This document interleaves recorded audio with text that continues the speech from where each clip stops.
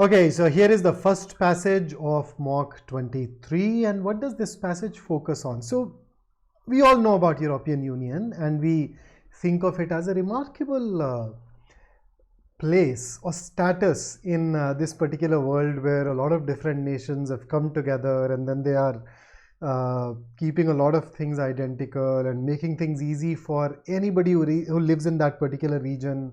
But then the author of this passage brings in a new perspective where the main point here is that instead of looking at it as something that is cosmopolitanism, we need to look at it as regionalism. And the rest of the paragraph essentially goes ahead and elaborates upon that idea. And the second paragraph arrives at a conclusion based on the last couple of sentences of the previous paragraph. So say pro-Europeans tend to think of the European identity as inclusive, but in another sense it is exclusive. That is, it is kind of a regionalism, right? Thereafter, you have a paragraph where the author has drawn a comparison between two things. So what are those two things? Comparison between European identity as a kind of regionalism. When you think of it as a kind of regionalism, you are able to bring in the same framework that you use to look at different kinds of nationalism. And in that context, we have been told about Hans Korn's idea of civic nationalism versus ethnic nationalism. And then the author talks about nationalism. The different nations have nationalism. They may have some civic nationalism, but then they also have some ethnic nationalism as a part of it. And similarly, the next paragraph says that European Union has civic and cultural elements. And it also eventually talks about this fact that even now the civic and ethnic cultural versions of regionalism are elided. Elided basically means omitted. Or they are not talked about, they are hidden.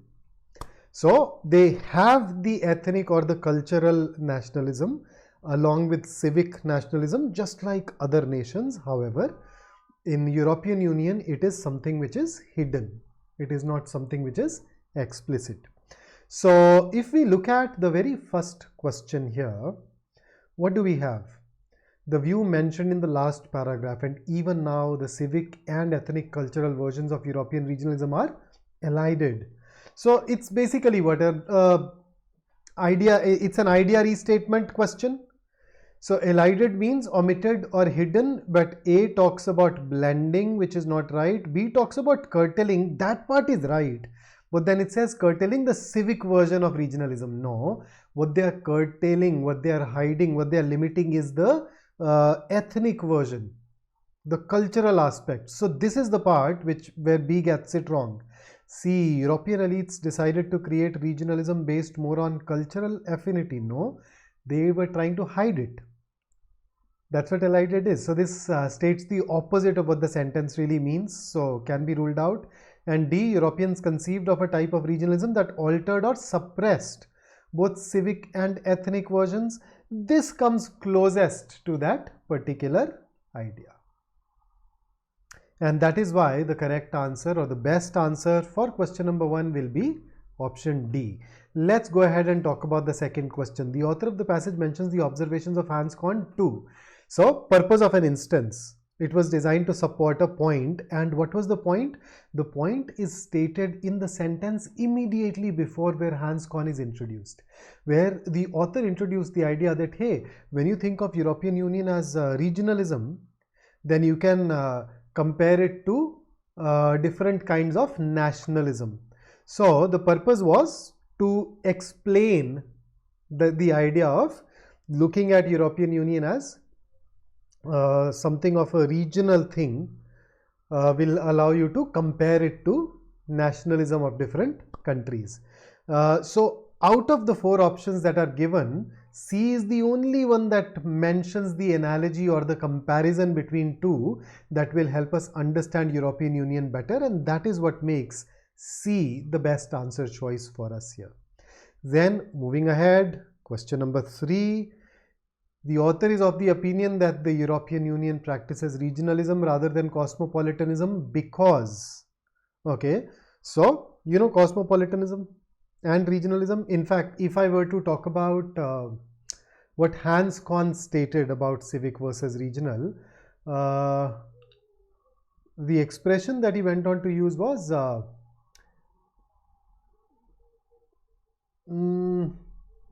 civic is based on some shared identity. Regionalism is based on more of ethnicity. So if the question asks us about practicing regionalism, somehow we need to promote ethnicities. We need to promote exclusivity. There is this another part of the passage that says European identity is externally exclusive. That is, it excludes those who are not European. The very first paragraph goes ahead and mentions it. So if we look at the various options, its civic version is more inclusive. That becomes the opposite of it. That will make it more cosmopolitan.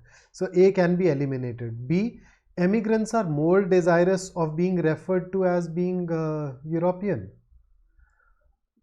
Maybe, but then it has no relevance with the opinion that has been cited in the paragraph. So it's irrelevant to it. C, Europe is not entirely inclusive. That is, it is exclusive when it comes to deciding who is European. So this comes quite close. And D is once again irrelevant. So the best answer for question 3 once again is option C. And that takes us to our last question. None of the following statements can be inferred from the passage except. So none and except can cancel out. So you're looking for one of the following statements can be inferred from the passage. Which one? So let's start with A. Almost all forms of nationalism tend to omit certain groups. True, false, can't say. I will actually say the passage tells us all forms of nationalism tend to omit certain groups. So if you say almost all forms, technically it is true. We call it a subaltern or a junior truth. But these subalterns or junior truths do bring in a bit of distortion. It's like if I have 100 rupees and I say I have 90 rupees. That's technically true, but it brings in that distortion. If I have 100 rupees and I say I have almost 100 rupees, technically yes, because 90 is also 100, anything up to 100 can be then termed almost 100. If you have 100, you have less than that as well. But it does bring in a bit of a distortion. Okay, let's look at B. The civic form of nationalism is more broad-based and progressive. This is can't say. I'm labeling it can't say because the passage does talk about two forms of nationalism, but it does not tell us whether one is preferred over another, whether one is more progressive or not. So therefore cannot be determined. How about C? Countries that regards themselves as practicing civic type nationalism do not include any ethnic, religious or cultural norms. False. Even those countries, according to the passage, have elements of ethnic, religious or cultural norms. D. The civic type of nationalism would be more accepting of immigrants. Yes.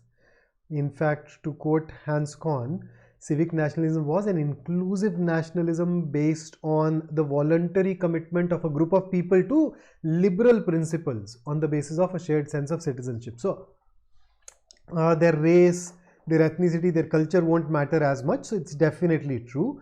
So between A and D, because A distorts it slightly, technically true, but still there is a distortion, and D has no distortion. It is unambiguously true. We should go ahead and choose fourth as our answer for question number D as an answer for question number 4. So that's about passage 1.